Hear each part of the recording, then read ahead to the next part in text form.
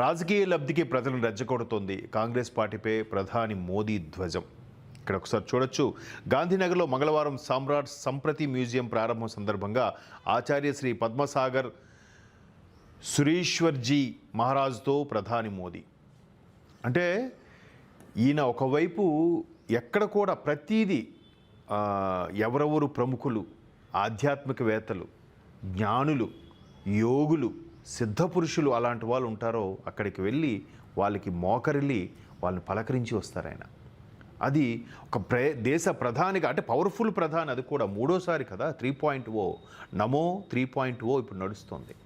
అయినప్పటికీ ఎటువంటి భేషజాలు లేకుండా, ఎటువంటి ఇగో లేకుండా అవన్నీ పక్కన పెట్టి ఈ విధంగా కలుస్తూ ఉంటారు. అయితే పశ్చిమాసియాల యుద్ధం వల్ల తలెత్తిన సంక్షోభ పరిస్థితులను వాడుకొని రాజకీయ లబ్ధి పొందేందుకు కాంగ్రెస్ పార్టీ ప్రయత్నిస్తోందని ప్రధాని మోదీ విమర్శించారు. ప్రజల్లో భయాందోళన సృష్టించి పెట్రోల్ పంపుల వద్ద బారులు తీరేలా నిలబడేలా చేసి శాంతి భద్రతలకు విఘాతం కలిగించాలని చూస్తోందని విమర్శించారు. వాస్తవమే కదా. అంటే ఒక వర్గము, ఒక సోషల్ మీడియాలో కూడా ఒక వర్గము దీనిపై పూర్తి స్థాయిలో విమర్శలు చేస్తూ గ్యాస్ బండల రేట్లు పెరిగిపోయాయి, గ్యాస్ కొరత, చమురు నిల్వల కొరత, సంక్షోభం ఎటో వెళ్ళిపోతుంది. ప్రధాని మోదీ గారు ఏంటది లాక్డౌన్ అన్నారు, మరలా లాక్డౌన్ రాబోతుంది, దేశం సరిగ్గా సుస్థిరంగా పరిపాలించట్లేదు, భాజపా ప్రభుత్వం ఫెయిల్యూర్, ఇలాంటి కామెంట్స్తో ప్రజల్లో ఒక రకమైన ఆందోళన. అవును కదా, నిజమేనేమో. నిజం కాకపోతే పెట్రోల్ పంపుల ముందు ఎంతమంది ఎందుకు క్యూ కడుతున్నారు? మరి ఇప్పుడు ఎందుకు లేరు? యుద్ధమైతే ఆగలేదు, సంక్షోభం. వాళ్ళు బాబు పెట్రోల్ ట్యాంకులు, గ్యాస్ ట్యాంకులు వస్తున్నాయి దేశానికి షిప్స్ రూపంలో వస్తున్నాయని చెప్పినా కూడా మరలా ఎందుకు అంటే ఎక్కడో చిన్న భయాందోళన. ఆ భయాందోళన క్రియేట్ చేసింది ఎవరు? కొంతమంది దుర్మార్గపు సోషల్ మీడియా వాళ్ళు. సో దాని వెనక నడిపిస్తున్నది ఎవరు అనే దాని మీద చర్చిస్తే అన్ని రకాల వాళ్ళు ఉన్నారు. కేవలం సోషల్ మీడియా మంది హైలైట్ అవ్వాలి, మనకు వ్యూస్ ఎక్కువ రావాలి, సబ్స్క్రైబర్స్ పెరగాలి అనే తాపత్రయంతో ఇవన్నీ చేసేవాళ్ళు ఉన్నారు. దాని వెనక రాజకీయ కుట్రలో కోణంలో దాగి ఉన్న వాళ్ళు కూడా ఉన్నారు. సో ఇది కేవలం రాజకీయ లబ్ధి కోసమే, రేపు సార్వత్రిక ఎన్నికల్లో లబ్ధి కోసమే వైఫల్యం చెందింది. పశ్చిమాసియాలో బొగ్గుమంటే ఎక్కడెందుకు కొనాలి? పశ్చిమాసియా విషయంలో మనం ఎందుకు తలదూర్చాలి?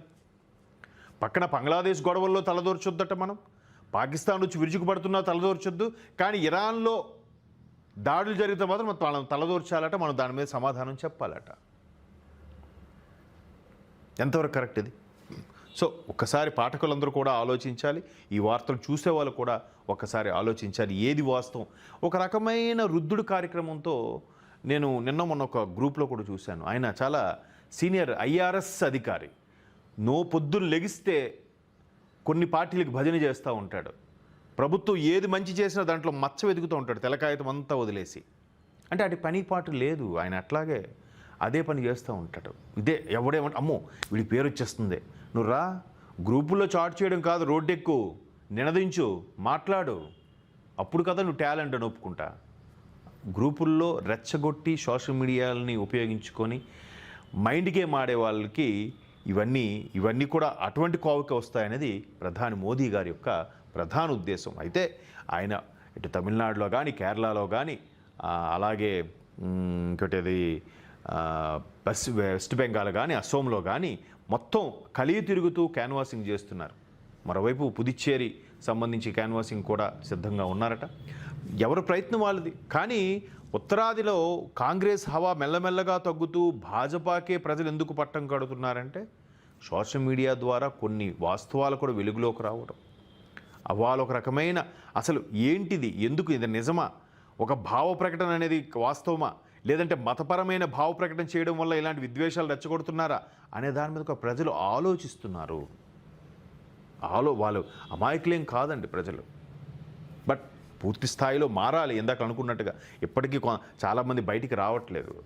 So that is the fools day సందర్భంగా, April 1 ఫూల్స్ డే సందర్భంగా అటువంటి ఫూల్స్ గురించి మనం మాట్లాడుకోవడం అనవసరం. కానీ బట్ బయటకు వచ్చి నినదించే వాళ్ళకి, బయటకు వచ్చి మన కోసం మద్దతుగా మాట్లాడే వాళ్ళ కోసం, దేశం కోసం అహర్నిశలు శ్రమించే వాళ్ళ కోసం మాత్రం నేను సైతం అని చిన్న సపోర్ట్ ఇస్తే చాలు. సో